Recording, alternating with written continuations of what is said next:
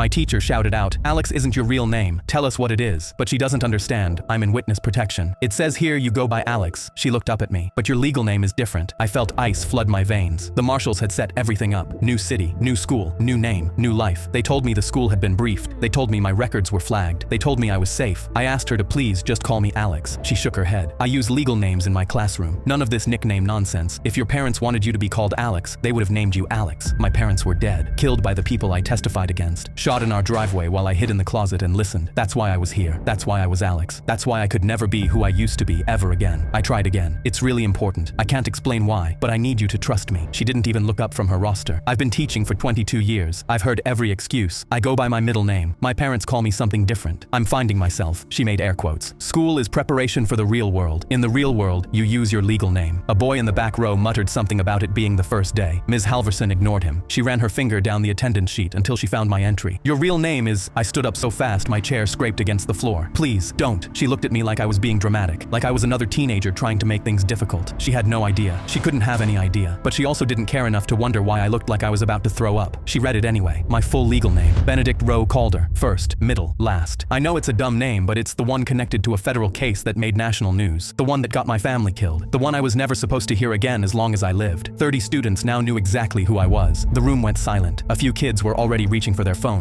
Any one of them could Google me. Any one of them could post it. Any one of them could tell someone who would tell someone who would tell the people still looking for me. 3 years of hiding, gone in 4 seconds. Ms. Halverson smiled like she'd won something. See? That wasn't so hard. Now, moving on, the classroom door flew open. A man in a dark suit walked in. I'd never seen him before, but I recognized the look. The way he scanned the room. The way his hand stayed near his hip. The way his eyes found me, then found Ms. Halverson, and went cold. He pulled out a badge. U.S. Marshals. Ms. Halverson's face went white. He walked toward her desk with the kind of calm that's more terrifying than yelling. That student is under federal witness protection. The name you just read out loud is sealed by court order. You have potentially compromised an active federal investigation and endangered the life of a protected witness. Her mouth opened. Nothing came out. I didn't know, because you didn't ask. He took the roster from her desk. There's a flag in the system, bright red. Impossible to miss if you'd bothered to look, but you didn't look. You just decided you knew better than the federal government about what name to use for a 16-year-old kid. He turned to me. His voice softened, but his eyes didn't. Get your things. We need to move. Now. I grabbed my backpack. I hadn't even unpacked it yet. I walked toward the door without looking at anyone. A girl in the front row whispered, "I'm sorry," as I passed. I didn't answer. I couldn't. In the hallway, the marshal was already on his phone. "We have a breach. Full relocation protocol. Yes, today. Right now." I followed him to a black SUV parked in the fire lane. A woman I'd never met was in the driver's seat with the engine running. I got in the back. The marshal got in beside me. The car started moving before my door was fully closed. "New documents will be ready by tonight," he said. "New city by tomorrow. New school by Monday." I nodded. I'd done this before. I'd do it again. He looked at me. "I'm sorry. This shouldn't have happened. You can thank your blockhead of a teacher."